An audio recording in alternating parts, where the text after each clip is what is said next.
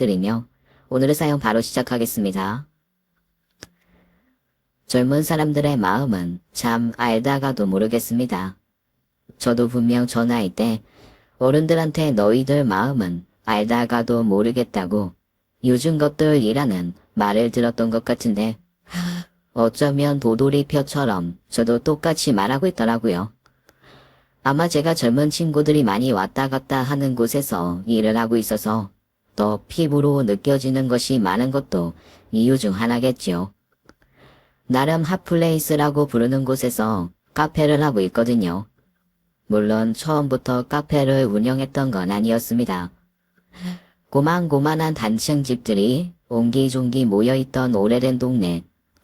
거기서 일찍 남편 잃은 제가 단칸방집 하나 끌어안고 할 수 있는 건 당시에는 포장마차뿐이었습니다. 제 처지를 안쓰럽게 생각하신 동네 정육점 사장님이 고기 썰면서 나오는 부속들을 거의 그냥 주다시피 하셨고 그걸 가지고 안주를 만들어 포장마차에서 팔기 시작했어요. 2살 터울의 아들 둘을 집에 둘 수는 없으니 하나는 들쳐왔고 하나는 포장마차 기둥에 끈으로 묶어서 앉혀둔 채 일을 했습니다.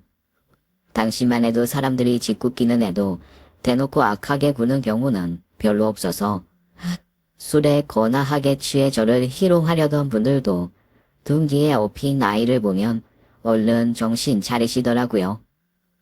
오히려 미안해하며 아이 업은 포대기 안으로 애 용돈이라며 돈 찔러주고 가시는 분도 있었고 앉아서 노는 큰애 선물이라며 의자나 방석 같은 걸 사오시는 분도 있었습니다. 그렇게 손님 동네 사람들의 관심과 사랑으로 애들을 키웠지요. 덕분에 단칸방은 당시에 저한테는 꽤 큰 재산이 되어 돌아왔습니다. 여기저기에서 도움도 받고 대출도 받고 그동안 모은 돈까지 탈탈 털어놓으니 세 식구 살 수 있는 방 2칸짜리 집을 간신히 마련할 수 있었어요. 가진 돈을 다 집에 집어넣으니 다시 모든 것을 처음부터 시작할 수밖에 없었지만 저희 세 식구에게는 그날 이후로 처음 희망이라는 게 생겼습니다. 공부에 영 흥미가 없던 두 아이가 공부 열심히 해서 성공한 삶을 살겠다는 목표가 생겼고 저는 그 아이들을 최대한 뒷바라지하겠다는 꿈이 생겼거든요. 그렇게 저희 셋은 똘똘 뭉쳐 열심히 살았습니다. 고맙게도 큰 아이 둘째 아이 모두 서울에 있는 명문대에 전액 장학금으로 입학했고 학교 다니는 중에도 이것저것 경진대회도 많이 나가 상금도 타고 교내 창업도 해서 돈도 벌더라고요. 저한테는 너무 고마운 녀석들이죠. 그리고 그 두 녀석이 모두 졸업하고 사회생활을 시작한 지 3년째 되더네. 제 생일에 저는 정말 죽을 때까지 잊지 못할 선물을 받았습니다. 아이 자 엄마 눈 감고 잘 따라와요. 아이 발 아래 조심하고 우리가 엄마 스케일이 좀 있는 선물을 마련했거든. 아유 진짜 뭔데 이렇게 유난들이야. 정말 무슨 선물이길래 집 밖으로 나가야 돼. 엄마 진짜 깜짝 놀란다 정말. 아들들 배포가 이 정도야. 허풍인지 장난인지 알 수 없었지만 그래도 아들 둘이 신난 게 가려진 눈 너머로도 충분히 느껴질 수 있을 정도였습니다. 그렇게 집에서 100m쯤 눈이 가려진 채 아들들 손에 이끌려 걸어간 곳 끝. 아들들이 안대를 벗긴 제 눈앞에 드러난 건 10평이 채 되지 않은 가게였습니다. 꿈 커피하우스. 제가 가장 좋아하는 색인 연두색 위에 은은하게 갈색으로 새겨진 간판을 보며 저는 아들들을 번갈아가며 바라봤습니다. 이게 뭐니? 우리 커피 마시러 온 거야? 그런데 문 닫힌 것 같은데? 에헤이 우리 엄마 상상력이 부족하네. 아이자 들어와요. 앞장선 큰 아들이 자연스럽게 번호키를 누르고 저를 안으로 안내하더라고요. 얼떨떨하게 쫓아 들어간 저를 작은 아들이 끌어안으며 이렇게 말했습니다. 엄마, 아니 왜 바리스타 자격증도 2종류나 따놓고 저녁마다 몰래 카페에서 알바도 하고 여기저기 카페 가맹점 자료 모아서 살펴보기도 하고 그랬으면서 왜 우리한테는 비밀로 했어요? 그러게. 우린 또 엄마가 믹스커피 매니아인 줄 알았지. 그렇게 핸드드립의 진심인 줄은 몰랐네. 이 얘기장에 내 카페 하나 가졌으면 소원이 없겠다고 100번씩 써놓고. 아이 그래서 우리가 준비했어요. 엄마 카페. 너? 뭐라고? 이게 내 카페라고. 일단 엄마 취향 비슷하게 맞춰서 기본은 다 마련했고 올 한 해 월세까지는 우리 둘이 할 건데 그 다음부터는 온전히 엄마가 혼자 해야 돼요. 이거 잘 되면 나랑 쟤랑 엄마한테 용돈 안 드리고 오히려 우리가 받을 거라고. 아들들의 말에 차오르는 눈물을 간신히 참으며 천천히 주변을 둘러보았습니다. 아들 헛 키운 거 아니었더라고요. 커피잔 하나, 가게 벽에 걸린 그림 하나, 정말 제 마음에 안 드는 게 하나 없었습니다. 제가 골라도 이보다 더 잘 골랐을 수는 없게 완벽하더라고요.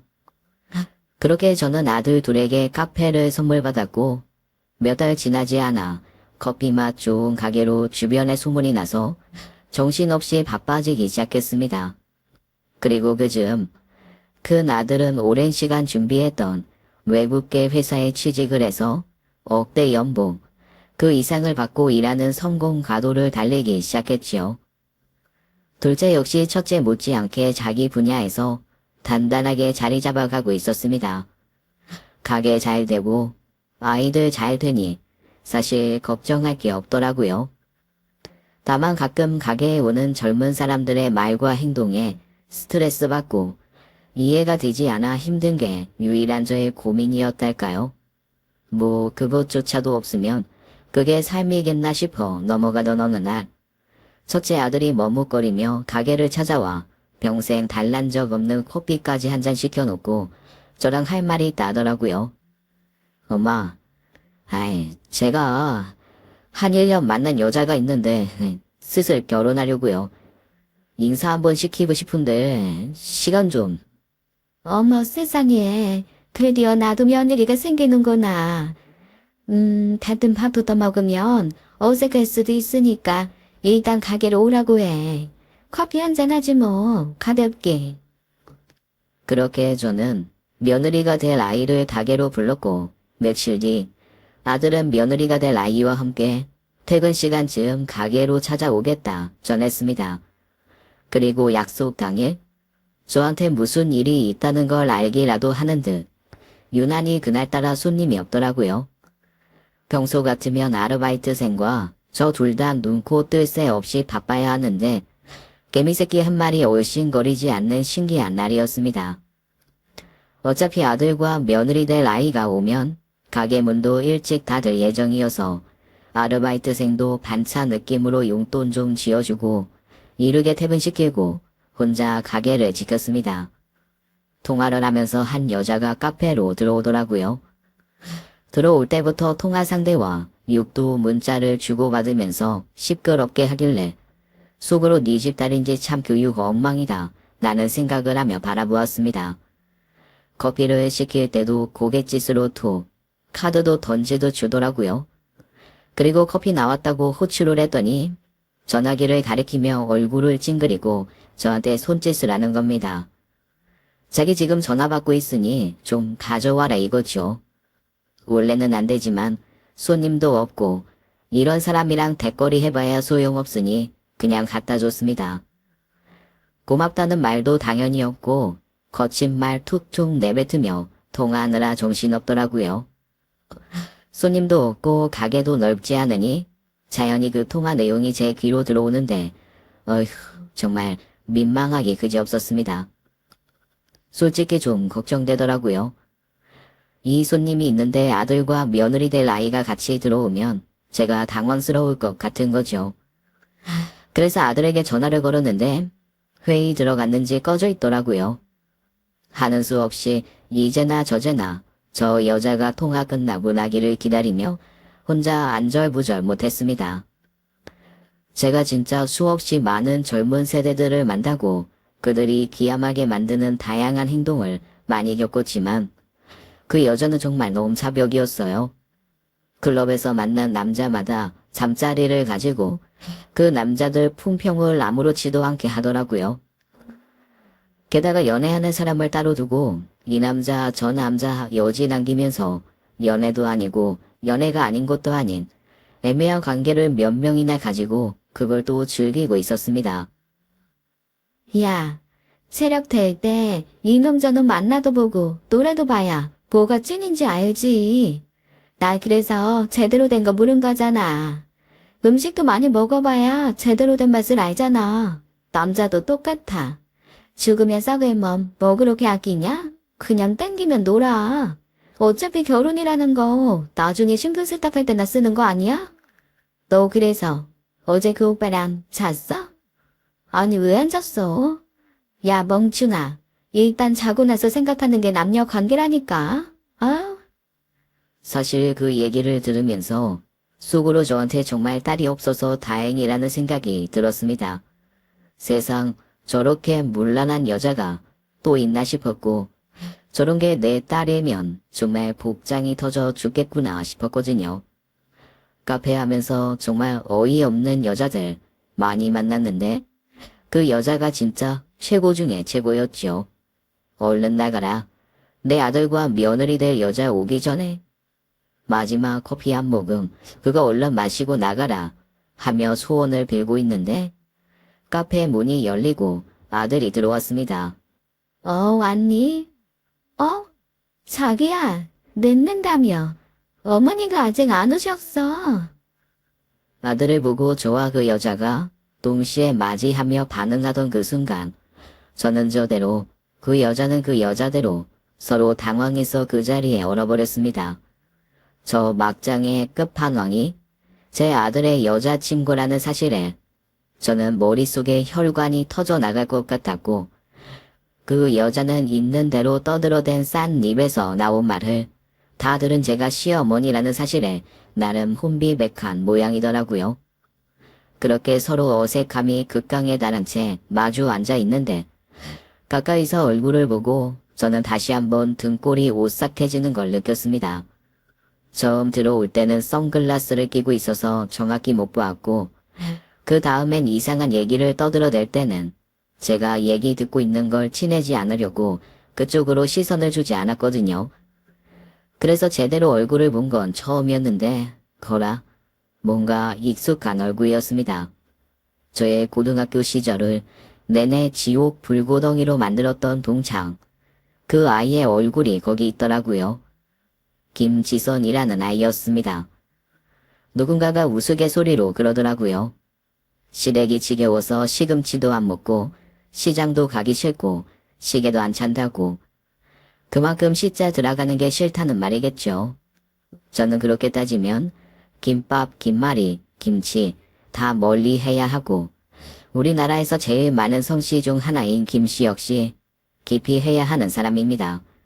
정말 김지선.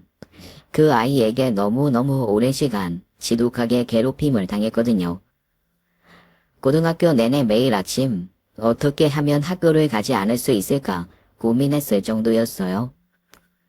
높은 곳에서 떨어져 다리가 부러지면 안 갈 수 있으려나, 차에 치이면 안 갈 수 있으려나, 제 몸 다치고 고장날 방법을 100만 가지는 생각하게 만든 사람이 바로 김지선입니다.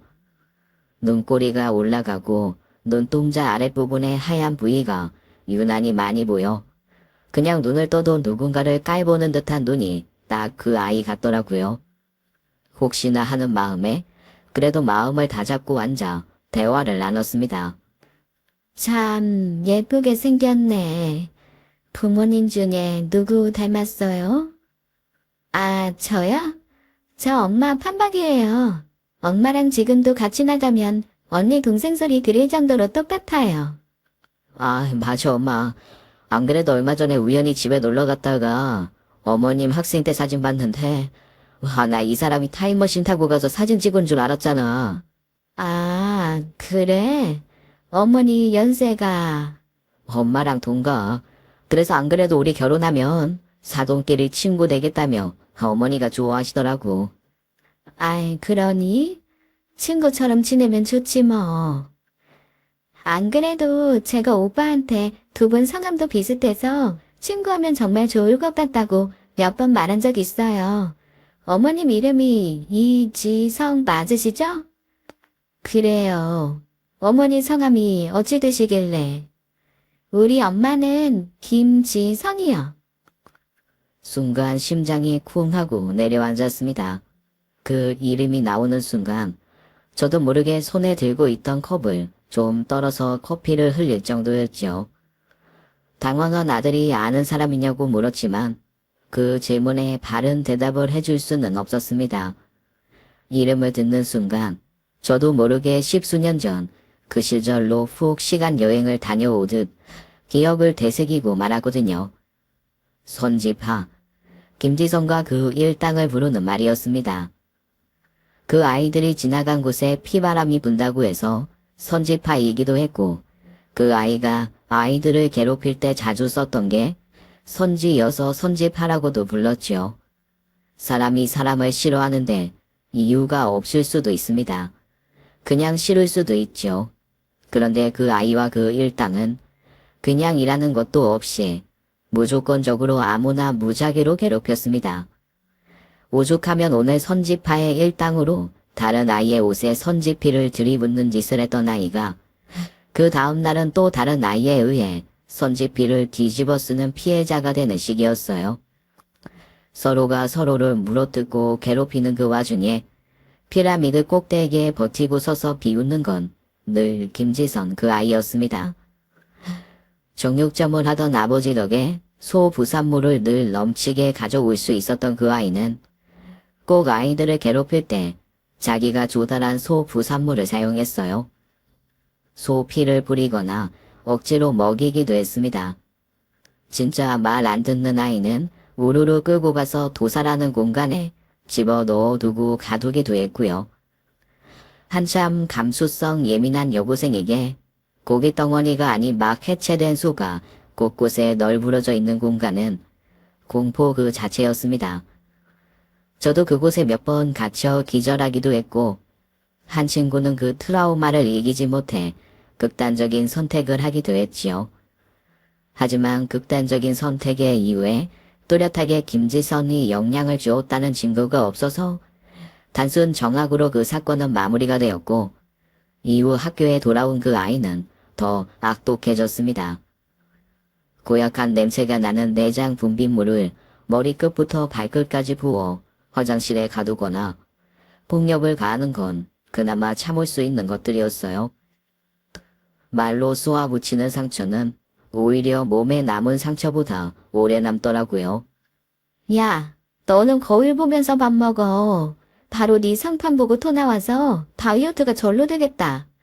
너희 부모 너 낳자마자 더 안 했냐? 하긴 서로 비슷한 왁구니까 너 같은 걸 만들어서 세상에 내놨겠지.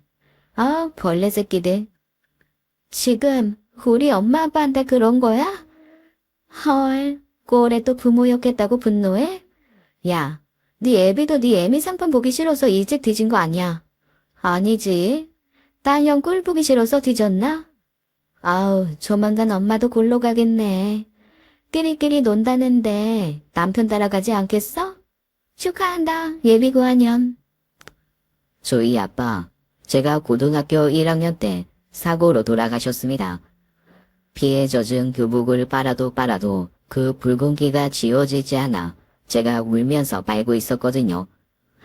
아빠가 그걸 보고 마음이 아파 교복이라도 하나 새로 사주려고 새벽에 공사장 나가셨다가 높은 곳에서 떨어져 돌아가셨습니다. 한동안 저는 아빠가 저 때문에 돌아가셨다는 죄책감에 밥도 못 먹고 울기만 했고 엄마는 졸지에 가장이 되어 슬퍼할 새도 없이 생활 전선에 뛰어들었지요. 그나마 다행인 건 공사장 내 안전장치 미비로 인한 업주 과실인 걸로 판정되어 어느 정도 보상금이 나왔다는 거였습니다. 그런데 저와 엄마의 살 길을 열어준 그 보상금이 그 아이에게는 비웃고 놀릴 수 있는 소재가 된 거지요. 그날 이후 아빠 목숨값으로 먹고 사는 천하에 불행하고 못된 아이로 저를 몰더니 나중에는 차마 들어 넘길 수 없는 말까지 하더라고요. 결국 저는 예비 고학년이라는 말을 듣고 그 자리에서 기절하고 말았습니다. 하지만 그날 이후에도 집요한 괴롭힘은 이어졌고 졸업하면 끝날 줄 알았던 괴롭힘의 절정은 그 이후에 발생했습니다. 제가 아빠 돌아가신 후 트라우마를 치유하기 위해 시작한 봉사가 있었거든요. 독거 노인들에게 도시락을 만들어서 배달하는 거였는데 엄마도 저도 손맛이 있는 편이라 시작한 지 얼마 되지 않아 나름 핵심 멤버가 되었습니다. 괴롭힘의 아빠의 죽음까지 공부에 힘쏟을 환경도 되지 않아 대학 진학도 하지 않고 거기서 봉사하며 마음을 추스르던 그때 제게 다가온 한 남자가 있었어요. 처음에는 같은 봉사자인 줄 알았는데 알고 보니 그 봉사단체를 후원하는 기업체 대표님의 아들이더라고요.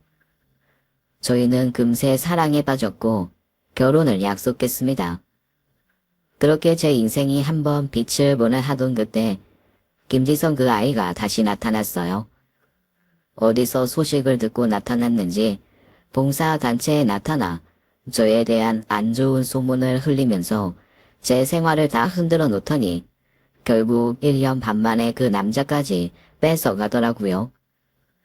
소문이라는 게 참 무서워서 제가 아무리 변명을 해도 사람들은 자기가 믿고 싶은 것만 믿었습니다. 결국 저는 제 마음을 간신히 추스를 수 있었던 유일한 쉼터도 잃고 또 방황을 하게 되었죠. 그러다 몇 년을 시골에서 첩거하다 만난 남편과 결혼해서 다시 도시로 온 거였습니다. 그날 이후 제 인생에 그 아이가 다시 나타날 거라고는 꿈도 꾸지 않았는데 사돈이라니요.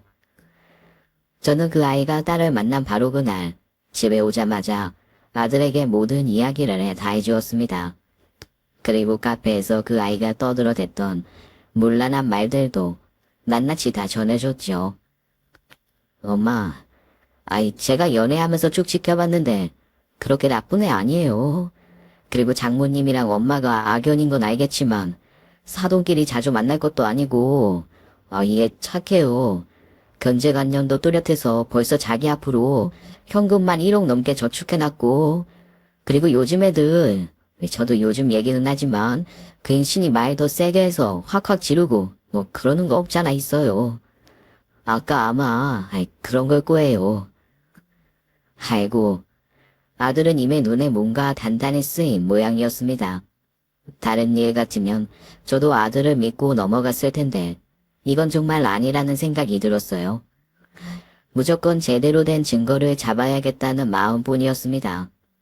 그래서 다음날 흥신소를 찾아 며느리 될 아이의 뒷조사를 의뢰했습니다. 흥신소에서는 한 2, 3주 걸린다며 일단 기다리라고 하더라고요. 마냥 기다리기만 해야 하는 상황이 답답해서 아르바이트생에게 카페를 맡기고 혼자 여기저기 걸어다니는 시간이 길어졌지요. 그러던 어느 날 저는 옆 동네에서 며느리 될 아이가 다른 남자의 팔짱을 끼고 모텔가가 즐비한 곳에 있는 술집으로 들어가는 것을 봤습니다. 남자와 아주 다정한 데다 손에는 꽃다발까지 들고 있더라고요. 이거 흥신소가 문제가 아니라 내가 바람피는 현장을 잡겠구나 싶어 부랴부랴 따라갔죠. 일단 핸드폰 카메라부터 켜고 그 둘이 들어간 방으로 벌컥 문을 열고 뛰어들어갔습니다. 내가 이럴지. 엄마. 엄마가 여기는 왜? 이게 무슨. 방 안의 풍경은 예상했던 것과는 전혀 다른 것이었어요. 풍선이 주렁주렁 달려있었고 아들 커플뿐 아니라 저도 익히 아는 아들 친구들까지 우르르 앉아있더라고요. 다들 웃고 떠들며 신나게 놀다가 카메라를 켜고 뛰어들어간 저를 보고 이건 대체 무슨 상황인가 싶어 벙찐 모습으로 저를 바라봤습니다. 어머니, 이상한 영화 너무 많이 보신 거 아니에요? 대체 무슨 더러운 생각을 하고 나타나신 거예요? 뭐? 더러운 생각이라니. 아우, 진짜. 뭐 눈에는 뭐만 보이고, 사람은 다 자기가 생각하는 것처럼 남도 생각한다는데, 엄마, 아이, 무슨 오해가 좀 있었나 본데, 일단 저랑 잠깐 나가요. 세상 어색해진 그곳 사람들을 두고 아들은 저를 끌고 술집 밖으로 나왔습니다. 그리고 평생 저한테 얼굴 한번 찌푸리질 않던 아이가 한숨을 쉬며 그러더라고요. 엄마, 오늘 우리 친구들끼리 결혼 전야제 파티하는 날이에요. 대체 엄마답지 않게 왜 이러세요? 너 엄마 믿지? 쟤는 아니야. 콘 심은데 콩 나고 팥 심은데 팥 나. 지 엄마 꼭 닮았는데 쟤가 괜찮은 사람일 리가 없다. 너 이 결혼 엄마는 못 시켜. 엄마, 지금 엄마 그러시는 거 연자제나 다를 거 하나 없어요. 엄마야말로 저 못 믿으세요. 가끔 철없고 직선적인 부분이 있지만 괜찮은 애예요. 엄마가 조금만 마음을 열고 봐주시면 안 될까요? 진짜 고집은 하여간 엄마는 안 된다는 마음 변하지 않을 거다. 그렇게 아들과 평행선을 달리는 얘기를 나누다 지친 저는 집에 와서 그냥 알아 누웠습니다. 아들도 마음이 불편한지 더 이상 저랑 얘기를 나누지 않으려 하고 피하기만 하더라고요. 제 마지막 희망은 그저 흥신소에서 확보한 증거들을 가져다 주는 것 뿐이었죠. 예각이 여삼추로 기다리고 또 기다리던 중 제가 의뢰한 지 3주째 되던 날 흥신소는 두툼한 봉투를 제게 전해주었습니다. 그리고 그 안에는 정말 어마어마한 정보가 가득했습니다. 우선 이름만으로도 제 숨을 막히게 하는 김지선은 한 명도 아닌 2명과 바람을 피우는 중이었습니다. 한 명은 헬스 트레이너였고 다른 한 명은 호스트바에서 일하는 사람이더라고요. 뭐 두 번째는 거의 연애라기보다는 후원자에 가까운 사이겠지만 어쨌건 두 남자를 오가며 아슬아슬한 연애를 하는 중이었습니다.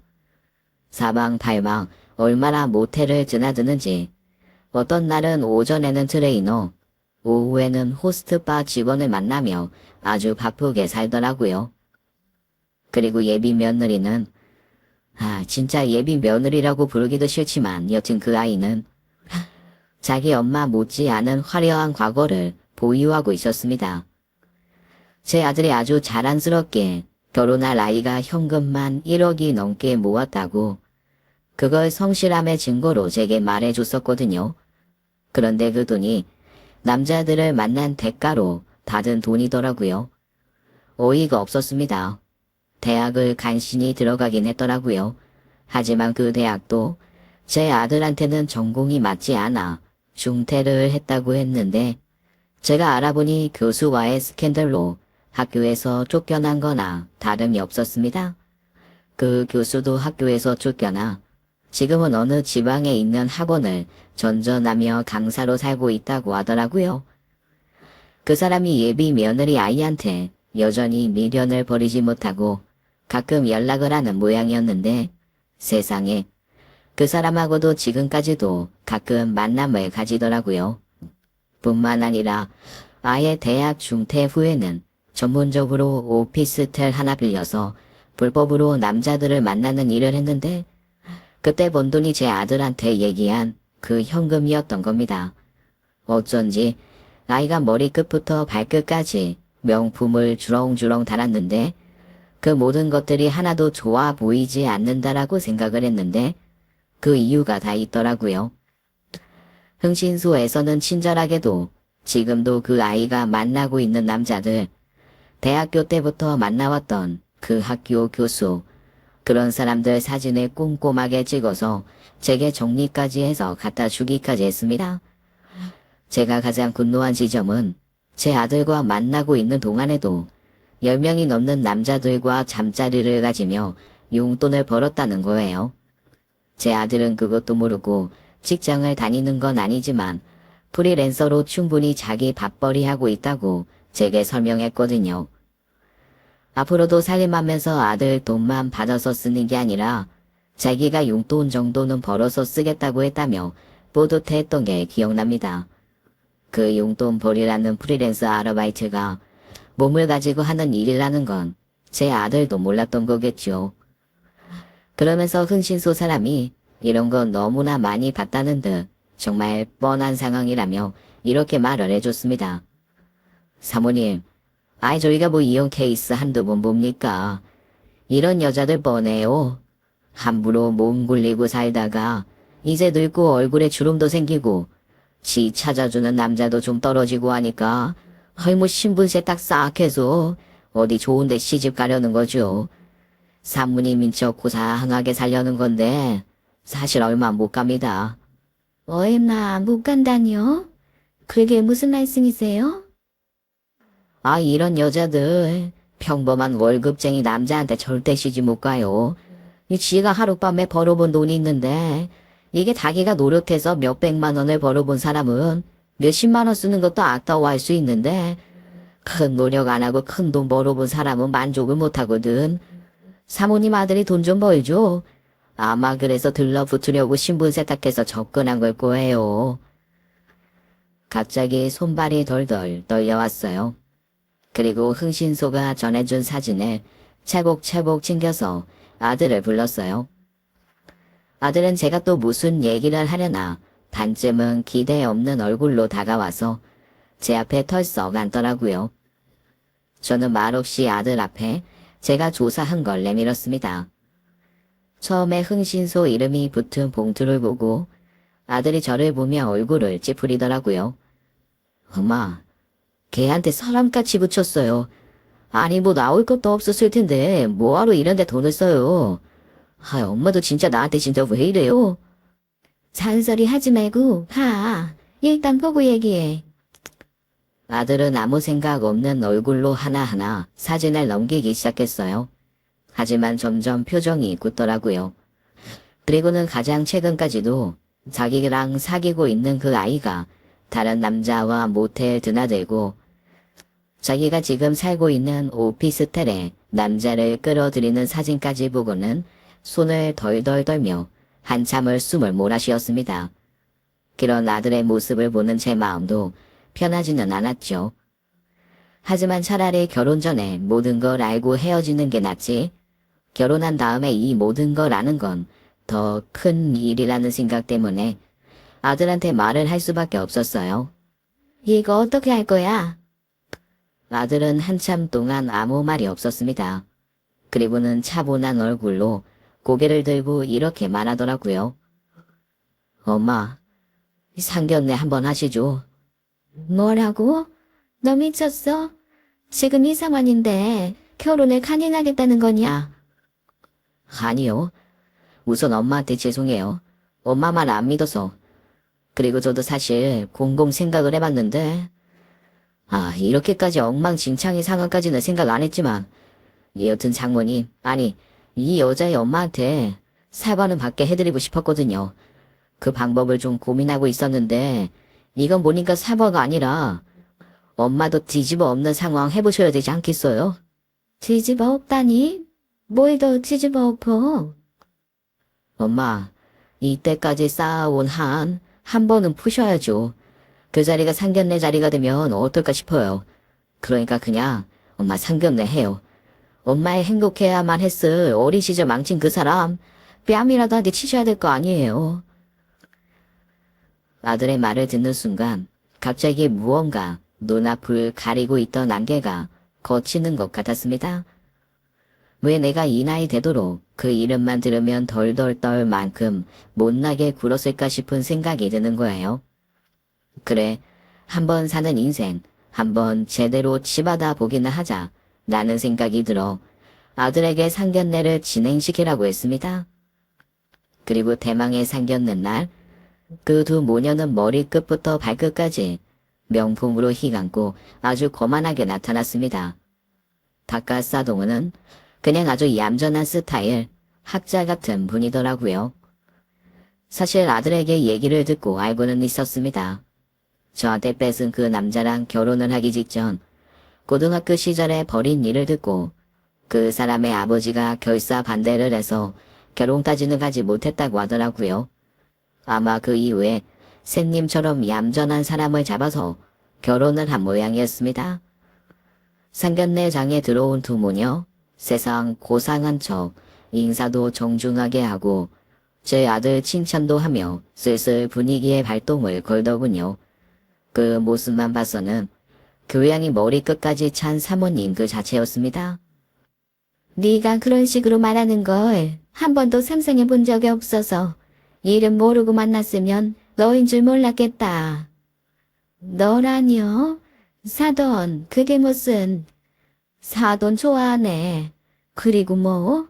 부모님이 교육자? 야, 너네 아빠 정육점에서 손잡던 사람이잖아. 그래, 밑에서 일하는 애들 교육은 했지? 근데 그것도 나중에 듣고 보니 너무 교육을 심하게 해서 애들 다치고 멍들고 고소당하고 그랬더라. 허요, 교권 추락이 현장에 있었겠어 아주. 아, 소 잡는데도 교권 추락에 해당이 되나? 아니, 대체 지금 그게 무슨... 야, 너 뭐야? 뭐긴 이지성이지. 네가 만날 속기 붙고 때리던 그 이지성. 아빠 돌아가셨을 때 나불거리던 그 말이 아직도 귀에 생생한데 어디서 어울리지도 않은 고성을 떨고 앉아있어? 이지성? 너 혹시...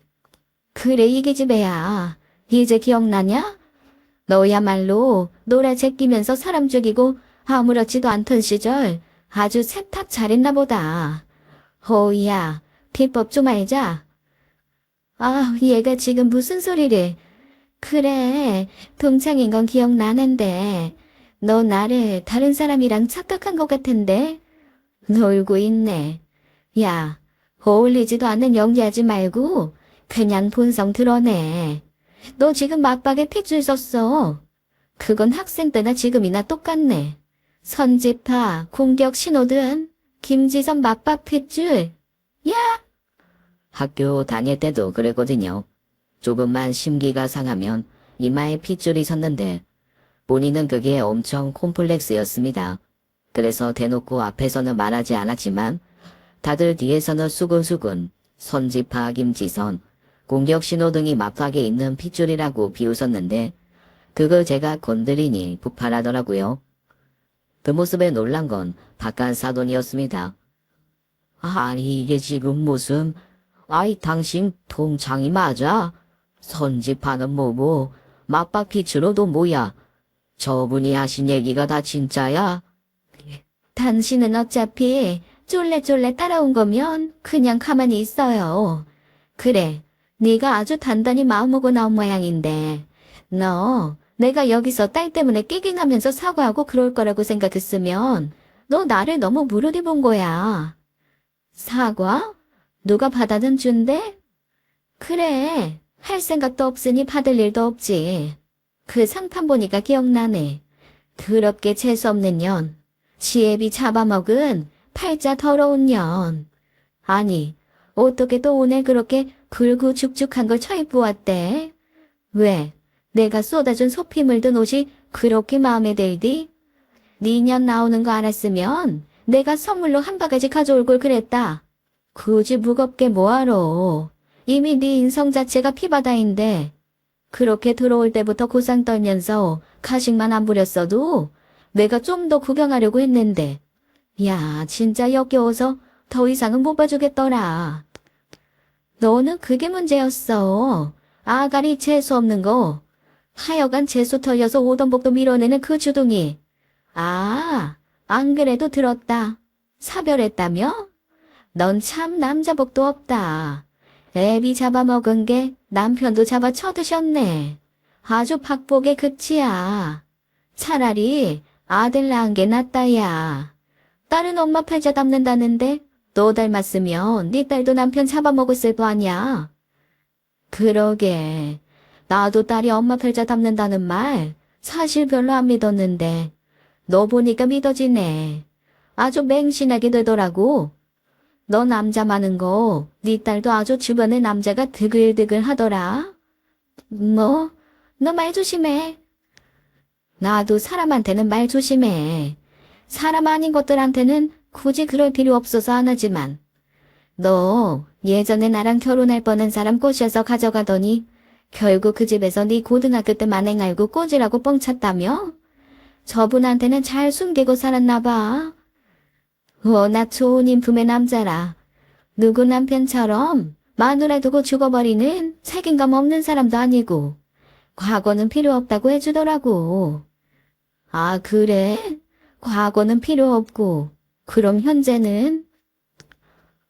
저는 그 말을 하면서 마치 카지노에서 딜러가 한 장 한 장 카드를 늘어놓듯 그 남자 앞에 김지선이 바람피는 증거들을 한 장 한 장 펼쳐 놓았습니다. 5장쯤 펼치고 제 손에 20장이 넘게 들려 있었는데 사진마다 옷도 다르고 남자도 다르니 바깥 사돈이 어이가 없다는 듯 사진을 들고 손을 덜덜 떨더라고요. 필요하시면 따로 말씀해 주세요. 사진, 동영상, 날짜별로 어디서 누구랑 뭐 했는지 기록된 거 고스란히 넘겨드릴게요. 이 아이 미친. 순간 그저 얌전한 사람인 줄만 알았던 바깥 사돈이 벌떡 일어나 버럭 소리를 지르며 김지선을 향해 뺨을 날렸습니다. 몸이 휘청하며 의자 위로 넘어져 뒤로 살짝 밀린 정도로 엄청난 힘이었어요. 나중에 알고 보니 바깥 사돈께서 태권도 국가대표까지 하다가 은퇴한 운동선수 출신 사업가였더라고요. 게다가 태권도 선수 시절 가장 잘했던 특기가 격파였대요. 그 힘으로 뺨을 맞았으니 제 아무리 기센 여자라도 정신이 아찔해졌겠죠. 한 대 더 때리려는 듯 손을 다시 치켜 올리는 그 순간 악에 맞힌 김지선이 저를 향해 달려들었습니다. 아마 예전 같으면 고스란히 머리채 내주고 당했을 거예요. 하지만 저 예전과는 다른 사람이 되었거든요. 무엇보다 여기서 제가 밀리면 제 아들 인생이 말린다는 생각을 하니 초인적인 힘이 솟았습니다. 여자는 약해도 엄마는 강하다지요. 그때 제가 딱 그랬습니다. 이 미친 것이 어디 잘났다고 달려들어서 힘으로 해결하려고 해. 너 내가 아직도 만만해 보이냐? 저는 달려드는 그 아이의 팔목을 꺾고 테이블에 내려치고 바로 뺨을 한 대 날렸습니다. 자기 남편한테 맞은 데를 또 맞으니 얼마나 아팠겠어요. 먼저 맞은 곳이 가라앉기도 전에 맞았으니 아마 2배, 3배 더 아팠을 겁니다. 그래서 제가 나름의 배려를 해줬죠. 원래 맞아서 부은 곳은 냉찜질을 해줘야 하는 거잖아요. 그래서 냅다 찬물을 주전자째 끼얹어 오렸습니다. 왜? 네가 하던 방식인데. 너 사람 때리고 나면 꼭 화장실 끝에 집어넣고 문 잠그고 그 위에 물 부으면서 그랬잖아. 맞은데 식으라고. 네가 특별히 배려해서 해주는 거라고. 맞고 나서 바로 참거되면 멍도 안 된다며? 너 아고창 맞고 불따구에 멍 생길까봐 내가 동창으로서 걱정돼서 살펴준 거야. 고마우면 고맙다고 해도 돼. 너 내가 가만 안 둬. 가만 안 둬. 가만 안 두면 어쩔 건데? 아니, 어디 한번 그럼 너도 하고 싶은 대로 해봐. 나도 오늘은 나 하고 싶은 대로 해봐야겠다. 저는 손을 내밀어 김지선의 머리채를 잡았습니다. 이게 참 그러면 안 되지만 머리카락 사이로 제 손이 쑥 들어가는 순간 모근이 뽑힐 정도로 제 주먹에 힘이 들어가 지워주는 그 순간 나름의 쾌감이 밀려오더라고요. 있는 힘껏 당겨가며 머리채를 잡아 뒤흔들고 그대로 바닥으로 패대기를 쳤습니다. 이미 뿌려진 물 때문에 축축해진 바닥이라 균형을 잃고 비틀거리던 김지선이 쿵 소리를 내며 쓰러졌습니다. 그 와중에도 악다구니는 멈추지 않더라고요. 아우 진짜 더럽게 시끄럽네. 저는 테이블 위에 있던 수건으로 된 냅킨을 들고 가서 김지선 입에 확 물려버렸습니다. 알지. 이것도 너한테 배운 거. 뱉으면 그때마다 한 대씩이다. 너한테 배운 거. 그래도 야, 100분의 1은 써먹는다 오늘. 사람이 역시 경험만큼 좋은 거 없어. 그치? 당연히 상견례 자리는 파국이었지요. 저는 테이블, 제 자리로 와서 앉아 물티슈로 손을 닦았습니다. 그러자 며느리 될 뻔한 그 아이가 제게 다가와 무릎을 꿇고 싹싹 빌기 시작하더라고요. 그것도 참 어이가 없었습니다. 자기 엄마가 뺨이 너덜너덜해지게 맞고 물에 홀딱 젖은 채 산발하고 바닥에 있으면 일단 엄마부터 가서 일으키거나 돌봐야 정상 아닌가요? 그런데 얘는 자기 엄마는 안중에도 없고 저한테 이런 부탁을 하더라고요. 어머니, 아프세요. 저는 진짜 몰랐어요. 저희 부모님이랑 다시는 안 만날 수 있어요. 인연 끊을게요. 제가 시집 귀신 돼서 살게요. 그러니까 저 결혼만 할 수 있게 허락해주세요. 너 지금 엄마를 버려? 잘한 거 하나도 없는데 좀 가만히 있어요. 왜 그딴 식으로 살아서 남의 인생도 망치는데. 그 엄마의 그 딸이네 진짜. 너도 꺼져. 내가 너에 대해서도 안 알아봤을 것 같니? 네? 그게 무슨... 아주 훌륭한 1인 기업이시던데요. 제가 사장님이라고 부를 뻔했습니다. 회사 이름이 그래서 뭐예요? 육체미 주식회사 이런 건가? 아니면 잠자리 교역상세 이런 거? 아주 오만 남자들이 무역하들 왔다 갔다 많이 하시대. 오피스텔이 아주 만국기의 장이야. 이 남자 저 남자 연령도 다양하고 국적도 다양해. 무슨 유행이세요? 저는 잔뜩 비아냥거리며 홍신소에서 받은 사진들을 그 공중에 던졌습니다. 홍신소가 참 일을 잘해서 오피스텔 건너편에서 아주 줌을 쭉 당겨 적나라한 장면까지 몇 장 잘 찍어서 갖다 줬거든요. 변명도 할 수 없는 적나라한 현장이었죠. 그래도 순정은이 떠라 너는. 네 엄마랑 달리. 대학교 때부터 먹었던 그 강사는 여전히 만나더라. 그 남자 네가 자기랑 결혼할 거라고 아주 철석같이 믿고 있던데. 너 그 남자한테 결혼해서 지방에 학원 같이 운영하자고 했다며? 그걸 어떻게... 내가 하는 말을 안 믿길래 내가 모셔왔지. 그냥 그 사람이랑 결혼해. 그 사람만큼 너 좋아하는 사람도 없겠더라. 고아에 돈 없고 가진 거 없어도 너 좋다잖니. 거기 한 선생님 다 들으셨죠? 나오세요.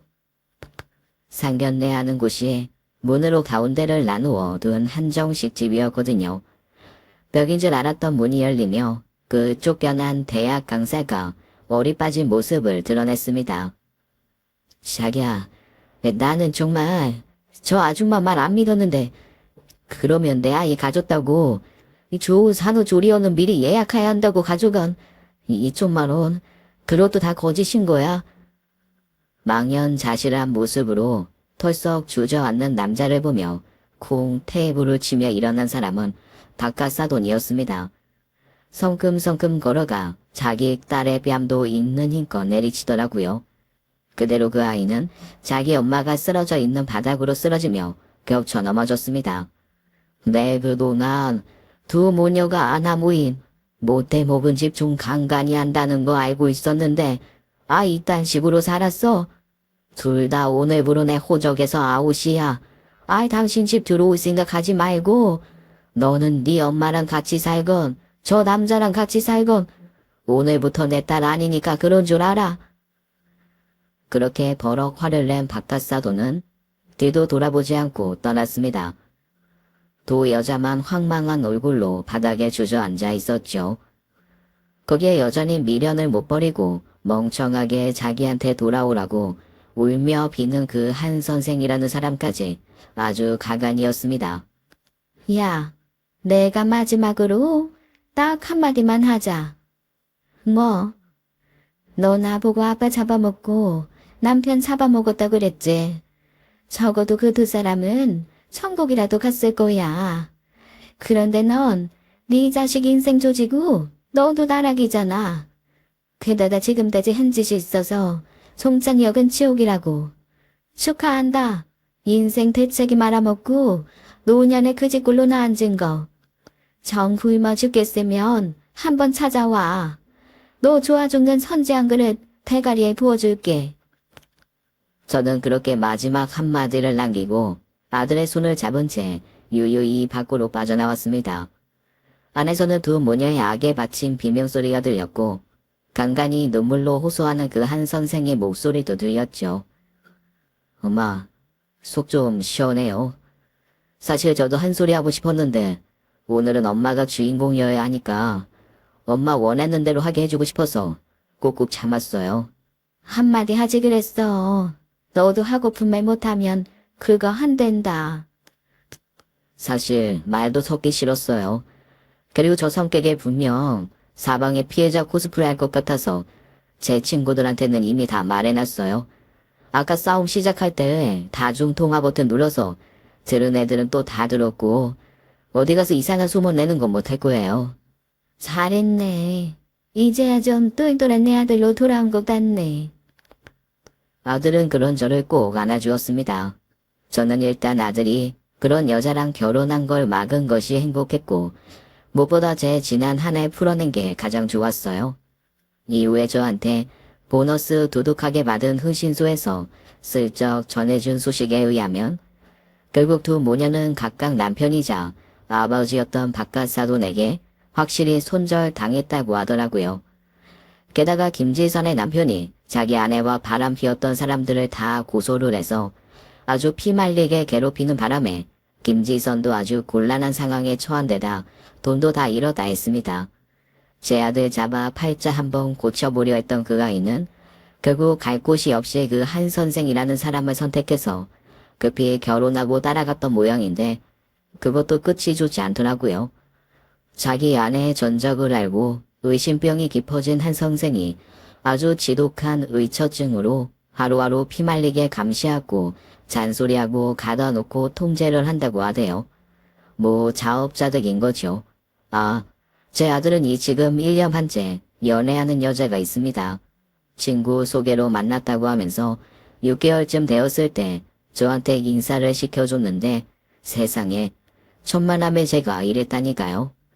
저기, 우리 아들이랑 혹 헤어지더라도 나랑은 가끔 만나서 놀아줘요.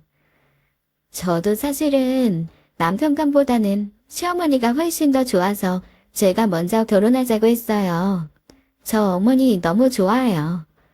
세상에 얼마나 예쁘고 착하고 사랑스러운지 정말 마음에 쏙 들었습니다.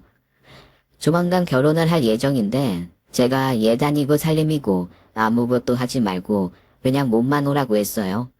며느리한테 지어주려고 제가 5천만 원짜리 통장 하나 만들어 둔 게 있는데 그걸로 하고 싶은 거 하라고 주려고요. 대신 가방이며 보석은 남부럽지 않게 해줄 생각입니다.